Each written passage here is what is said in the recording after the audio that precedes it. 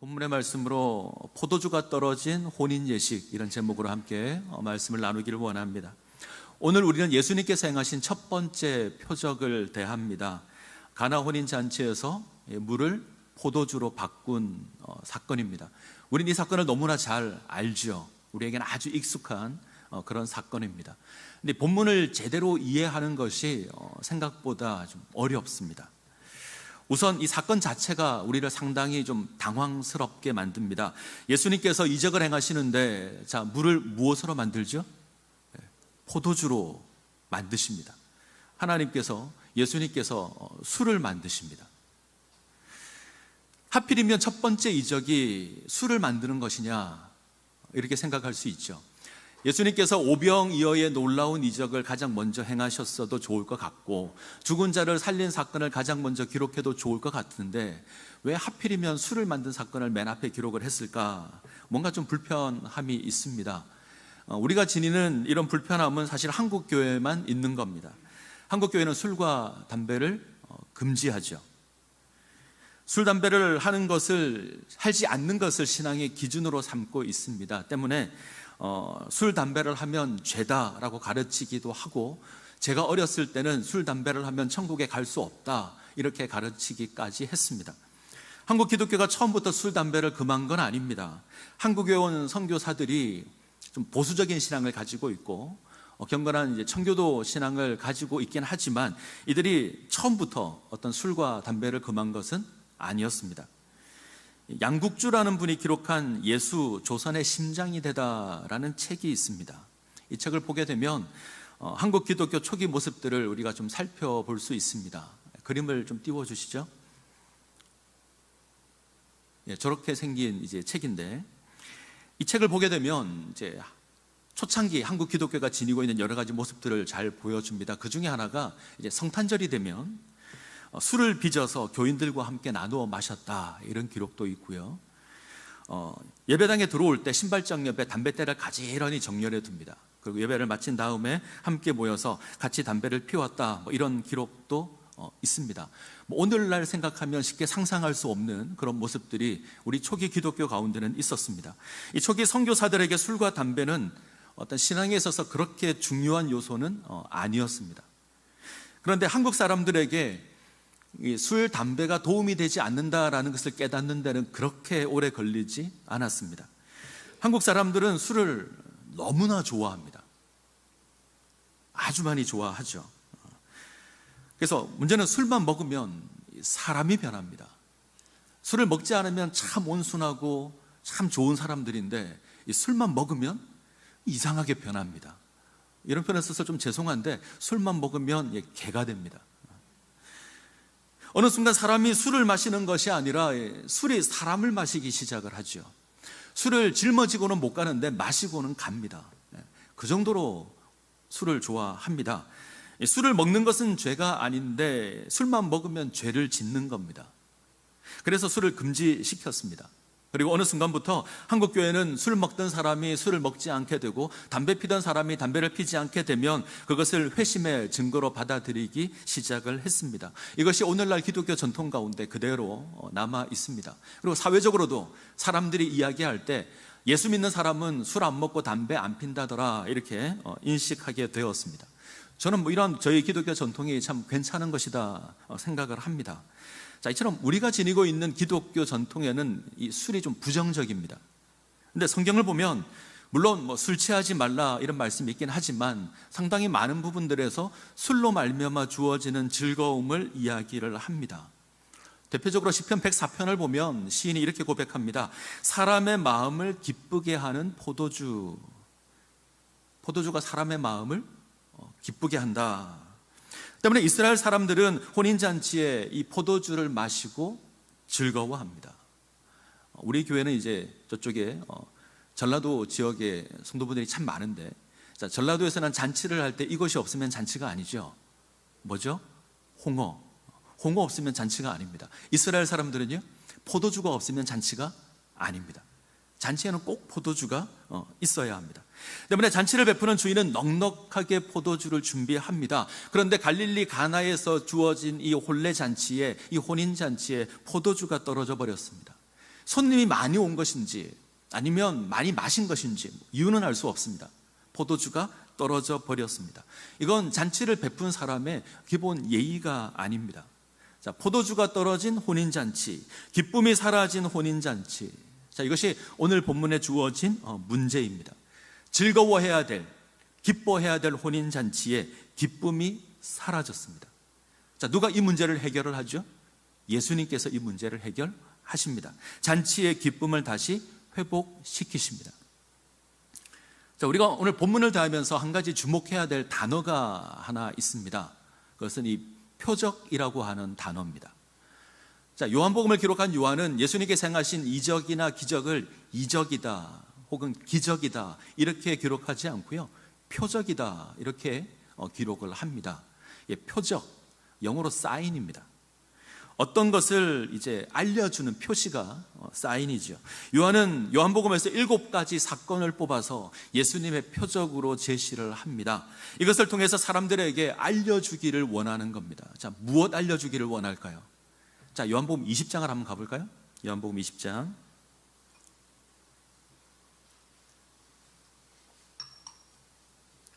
요한복음 20장 30절입니다. 요한복음 20장 30절, 31절 같이 읽겠습니다.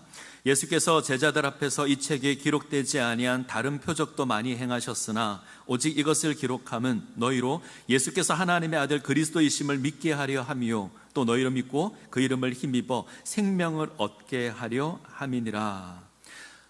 자, 요한복음을 기록한 요한이 표적을 구분하여서 기록한 이유가 무엇입니까? 예수께서 하나님의 아들 그리스도이심을 믿게 하려는 겁니다. 그 예수를 믿어 우리로 하여금 생명을 얻게 하려는 것입니다. 표적을 통해서 예수께서 우리를 구원하시는 하나님의 아들이시다, 그로 말미암아 우리가 영생을 누린다 확인시키기를 원하는 겁니다. 자, 그러면 한번 생각해 보죠. 예수님께서 물을 포도주로 바꾼 사건, 이 사건을 통해서 우리가 무엇을 확인해야 되죠? 예수가 하나님의 아들이시며 그리스도라는 것을 확인해야 합니다. 예수께서 하나님의 아들 그리스도라는 사실을 깨달아야 합니다. 예수께서 인생의 구원자이며 인생의 회복자가 되신다, 이거 기억해야 합니다. 자, 이거 기억하고 오늘 본문으로 가면 좋을 것 같습니다. 자, 성경에서 혼인잔치 그러면 하나님 아래에서 누리는 풍요를 상징하는 겁니다. 포도주는 앞서 말씀드린 것처럼 기쁨을 상징합니다. 이 혼인잔치에 포도주가 없습니다. 기쁨이 사라진 혼인잔치, 이건 하나님과의 관계가 단절된 인생의 모습을 보여주는 겁니다. 사람은 하나님의 복을 누리도록 창조되었습니다. 하나님께서 하나님의 형상으로 남자와 여자를 만드셨고 에덴 동산에 두십니다. 에덴의 뜻이 무엇인지 아십니까? 기쁨, 행복, 이런 뜻입니다. 사람은 하나님 안에서 행복을 누리도록, 하나님 안에서 기쁨을 누리도록 만들어졌습니다. 그런데 하나님과의 관계가 깨어집니다.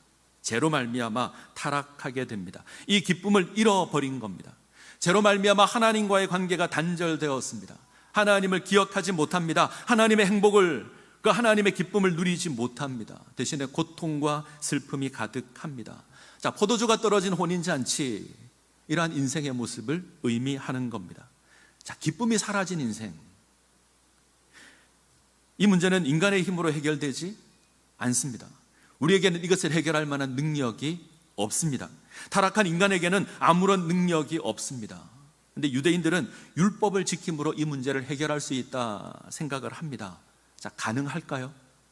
율법을 지킴으로 해결이 될까요? 불가능합니다. 자, 이것을 보여주는 것이 오늘 본문의 돌 항아리 6입니다. 성경의 저자는 친절하게도 이 돌 항아리가 무엇에 쓰는 것인지 이야기를 합니다. 정결 규례를 따라 2-3통 드는 돌 항아리 6.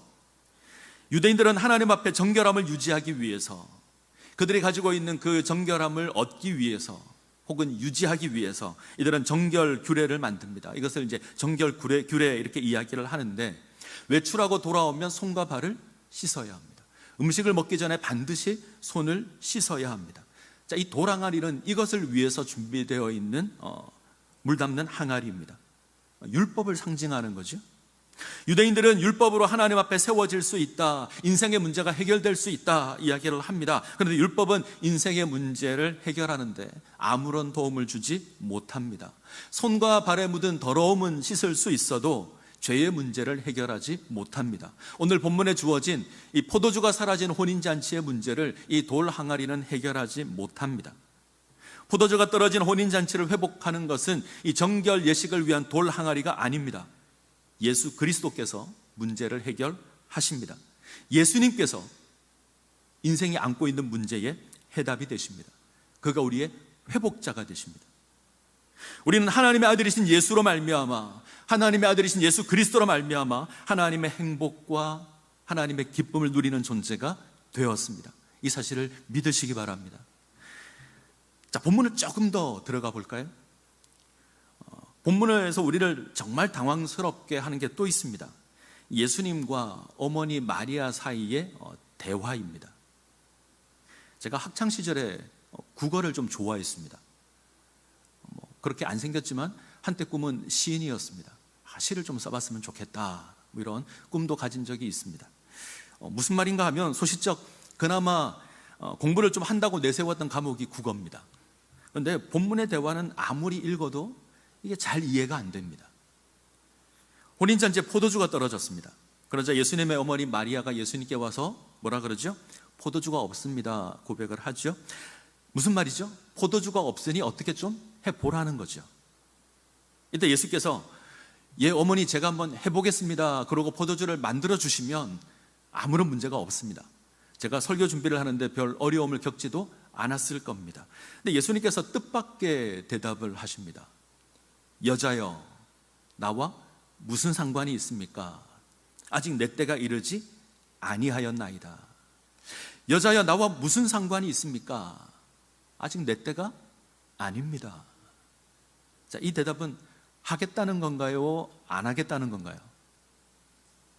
잘 모르시겠습니까? 하겠다는 건가요? 안 하겠다는 건가요? 안 하겠다는 겁니다. 근데 예수님이 하십니까? 안 하십니까?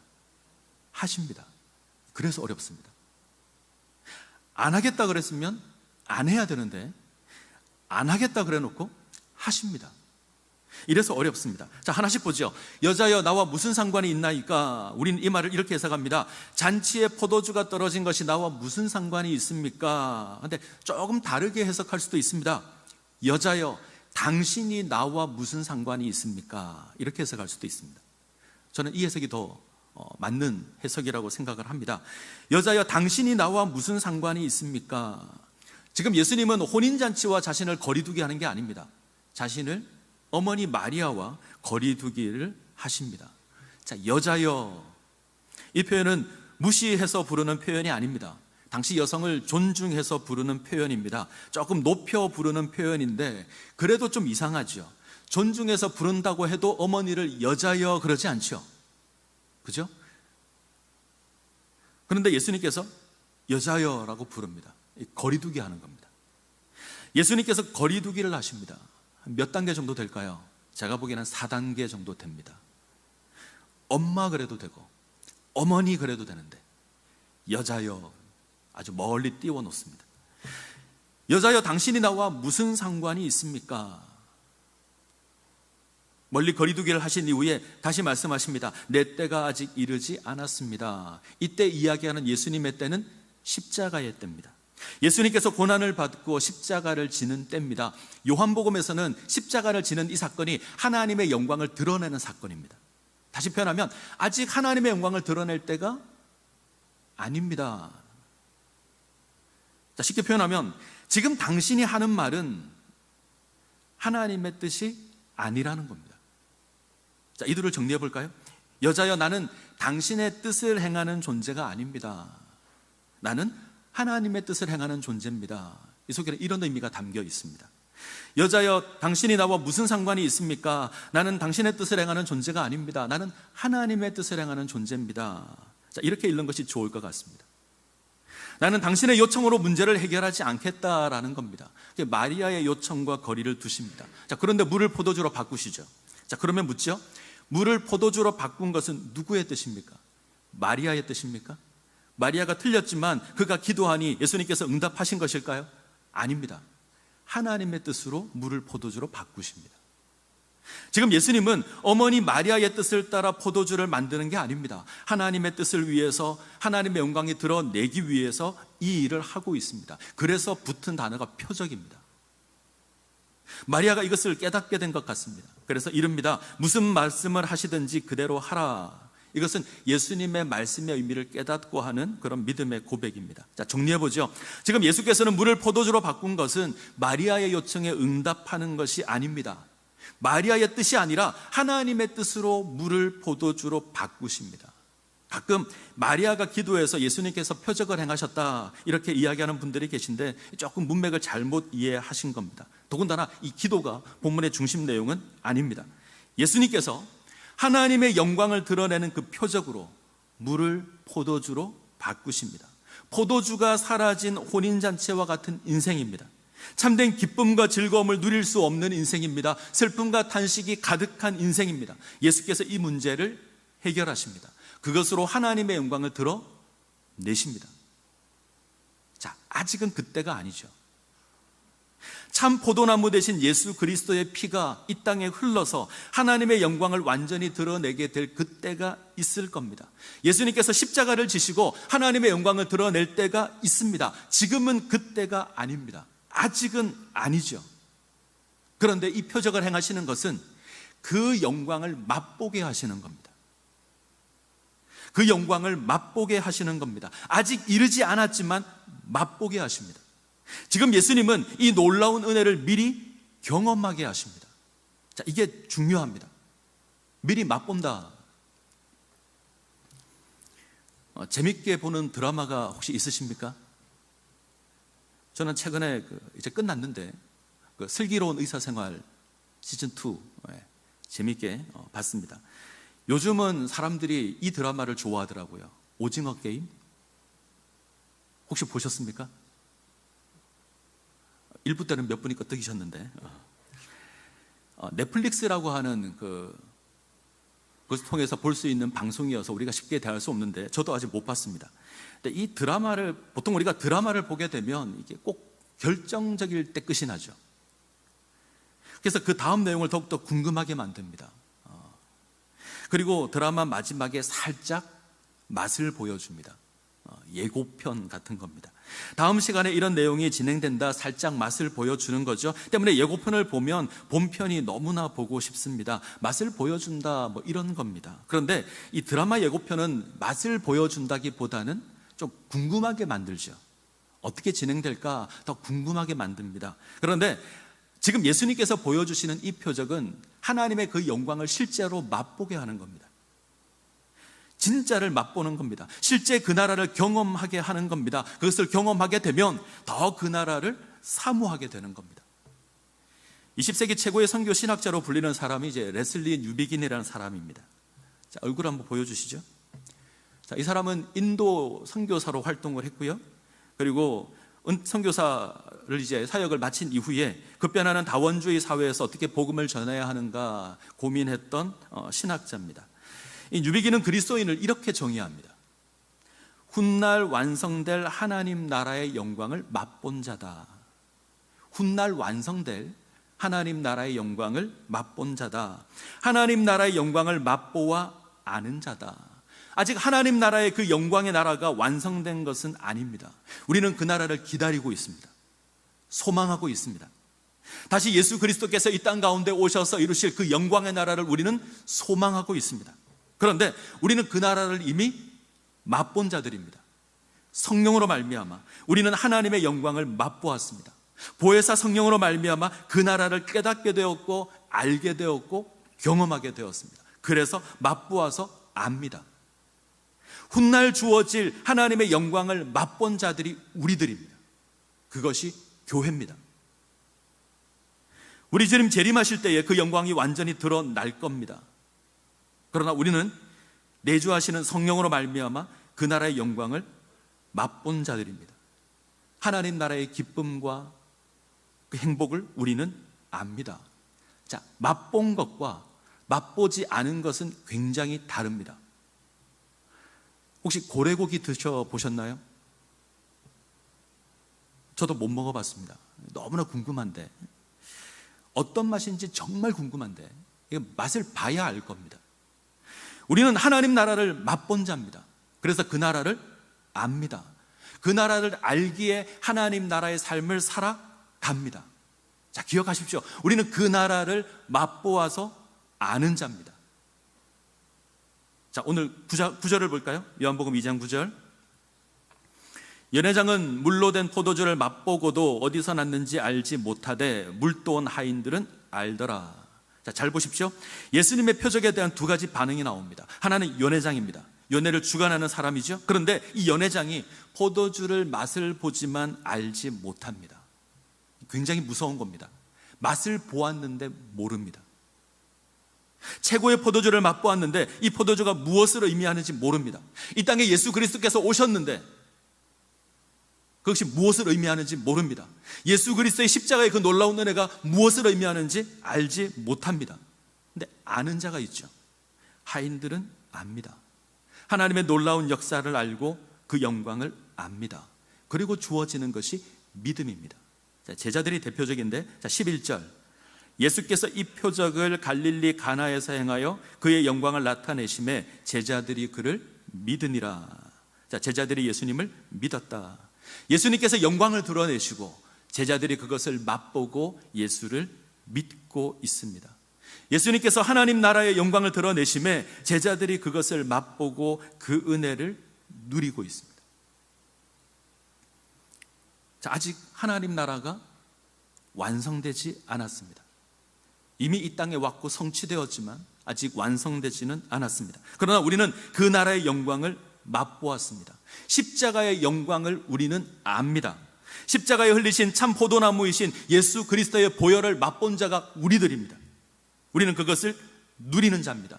그리고 그 영광의 때를 바라보고 소망하고 있습니다. 이것이 하나님 나라의 백성입니다. 자, 이런 우리에게 요구되는 게 있죠.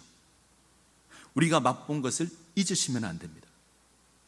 우리가 하나님께 받은 그 놀라운 은혜를 잊으시면 안 됩니다. 하나님께서 우리에게 베풀어 주신 그 놀라운 사랑과 그 은혜를 잊으시면 안 됩니다. 기억하셔야 합니다. 그리고 맛보지 않은 자와 달라야 합니다. 우리는 다른 삶을 살아가야 합니다. 자, 이것을 위해서 요구되는 몇 가지 자세가 있는데, 첫 번째는 완전한 때를 사모하는 겁니다. 우리는 하나님의 영광을 맛보았기에 그것이 완성될 때를 사모합니다. 사모하고 사모하고 사모하셔야 합니다. 그 나라를 기다리고 기다리고 기다리셔야 합니다. 둘째, 영광의 기쁨을 증거하는 삶을 살아가셔야 합니다. 우리는 맛을 보았기에 맛을 보지 않은 자들과 다르게 살아야 되고요, 맛보지 않은 자들에게 이것이 무엇인지 증거해 주어야 합니다. 복음을 전하는 겁니다. 이것이 우리의 사명입니다. 세 번째, 흔들리지 않아야 합니다. 이것이 중요합니다. 아직 고난이 우리 삶에 있습니다. 완성되지 않았거든요. 포도주가 떨어진 혼인잔치가 여전히 우리 가운데 있을 겁니다. 때로 이것이 우리를 지치게 할 수도 있고 우리를 넘어지게 할 수도 있습니다. 그러나 진정한 기쁨을 맛보았기에 흔들리지 않아야 합니다. 세상의 헛된 영광과 그 하나님의 영광을 바꾸시면 안 됩니다. 지금 우리는 코로나 상황 가운데 있습니다. 아주 힘겹고 어려운 시간을 지나갑니다. 제가 오랜 인생을 산 건 아니지만 제 인생을 돌이켜 봤을 때 이런 경험은 해본 적이 없습니다. 우리는 2년 가까이 멈춤의 시간을 살아가고 있습니다. 마스크를 쓰고 살아가죠. 확진자가 3,000명을 넘게 나오는 그런 때를 살아가고 있고요, 서울만 확진자가 1,000명이 넘습니다. 이제는 4,000명이 나올 수도 있다 이야기하는 때를 살아갑니다. 기쁨이 사라지고 즐거움이 사라졌습니다. 포도주가 떨어진 혼인잔치 같지 않습니까? 기쁨과 즐거움이 없고 슬픔과 탄식이 가득한, 확진자가 넘쳐나고 있습니다. 사방에서 힘들다고 탄식을 합니다. 기쁨의 포도주가 사라진 멈추어버린 혼인잔치. 우리 신앙생활은 어떻죠? 우리는 기쁨이 넘치는 혼인잔치를 누리고 있습니까? 우리 교회는 즐거움이 넘치는 그런 혼인잔치를 경험하고 있나요? 우리는 하나님의 영광을 맛본 자입니다. 하나님의 은혜와 하나님의 사랑을 경험한 자들입니다. 근데 우리의 모습을 돌이켜보면 맛본 자가 아닌 것 같습니다. 하나님의 영광을 경험한 자가 아닙니다. 잊었습니다. 잊어버렸습니다. 하나님의 은혜를 잊었고 하나님의 사랑을 잊었고 어느 순간 하나님의 영광도 우리 가운데 사라졌습니다. 우리는 어리석게도 포도주가 떨어진 현실만 바라보고 있습니다. 기쁨이 사라진, 즐거움이 사라진 그 현실만 바라보고 불평하고 원망합니다. 그리고 우리는 마리아가 되기로 작정을 합니다. 예수님을 찾죠. 문제를 해결해 달라 소리를 칩니다. 예수님, 포도주가 떨어졌습니다. 예수님, 혼인잔치가 멈추었습니다. 예수님, 코로나 때문에 우리 삶 가운데 기쁨이 사라졌습니다. 즐거움이 사라졌습니다. 예수님, 어떻게 좀 해보시죠. 이렇게 부르짖는데 엉뚱한 대답이 날아옵니다. 여자여, 나와 무슨 상관이 있느냐? 무슨 말이죠? 정작 우리는 중요한 것을 잊어버리고 있습니다. 겉에 드러나 있는 어떤 인간적인 생각만을 주장하고 있습니다. 포도주가 떨어졌습니다. 포도주를 주십시오. 이 멈추어진 혼인잔치가 다시 회복되게 해 주십시오. 우리가 생각하는 회복이 무엇입니까? 포도주가 다시 생기면 될까요? 멈춰진 혼인잔치가 계속 되는 겁니까? 마스크를 벗고 예배를 드리면 아무 문제 없을까요? 함께 찬양하고 함께 기도하고 교회 식당에서 밥을 함께 먹을 수 있으면 모든 문제가 해결됩니까? 출석하지 않는 성도들이 다시 출석하게 되면 모든 문제가 해결될까요? 그것이 진정한 회복일까요? 물론 중요하죠. 이렇게 비어있는 빈자리를 보면 마음이 아픕니다. 그러나 이것이 본질적인 회복은 아닙니다. 코로나로 우리를 멈추게 하신 것은, 하나님께서 코로나로 우리를 멈추게 하신 것은 우리가 잃어버린 것 회복하라는 겁니다. 우리가 잃어버린 것 다시 찾으라는 겁니다. 저는 그렇게 믿습니다. 우리가 잃어버린 것, 우리가 잊어버린 것, 그거 회복하라는 겁니다. 우리 하나님의 은혜 잊었습니다. 하나님의 사랑 잃었습니다. 기억하지 못합니다.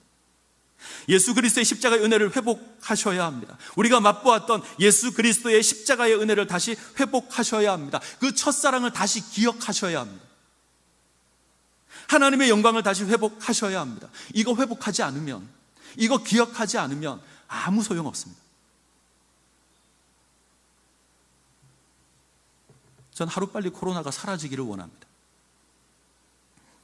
이 장이 사라지고 마스크를 벗고 일상이 회복되기를 원합니다.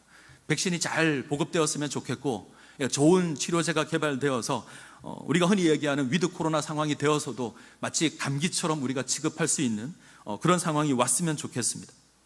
포도주가 떨어져 버린 이 현실이 회복되기를 원합니다. 코로나로 멈추어 버린 것 같은 우리의 일상이, 우리의 신앙이, 우리의 삶이 다시 회복되기를 원합니다. 근데 이것보다 더 중요한 게 있습니다. 하나님의 은혜를 회복하는 겁니다. 우리가 맛보았던, 우리가 맛보고 감격했던 그 하나님의 은혜, 그 예수 그리스도의 사랑 기억하시고 회복하셔야 합니다. 예수 그리스도의 십자가의 그 은혜가 우리 가운데 다시 회복되기를 원합니다. 절망 가운데 가던 인생을 구원하시는 그 하나님의 놀라운 사랑을 우리가 기억해야 합니다. 지금 우리에게 사라진 것은 혼인잔치의 포도주가 아닙니다. 하나님의 은혜입니다. 예수 그리스도의 십자가입니다. 이것이 다시 회복되어야 합니다. 자, 예레미야 33장으로 가볼까요?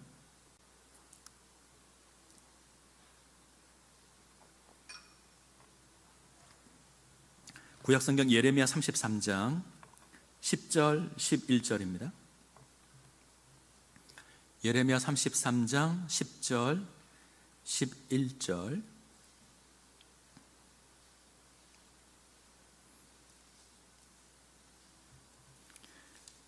예레미야 33장 10절 11절 같이 한 구절로 되어 있죠. 자, 같이 읽겠습니다.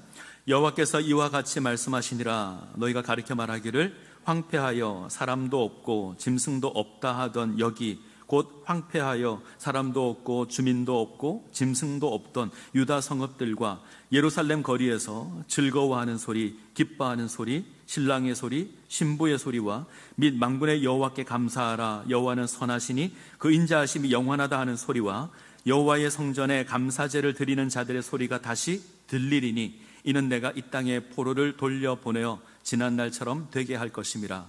여호와의 말씀이니라. 이스라엘의 회복을 예언하는 예레미야의 고백입니다. 하나님께서 다시 회복시켜 주실 겁니다.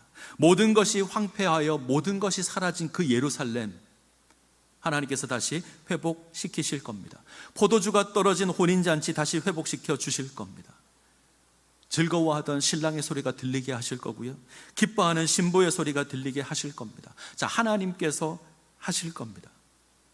우리가 하나님의 은혜를 기억하면, 우리가 온전히 하나님을 바라본다면, 우리가 예수 그리스도의 십자가의 그 놀라운 사랑과 그 은혜를 기억한다면 하나님 다시 회복시켜 주실 겁니다.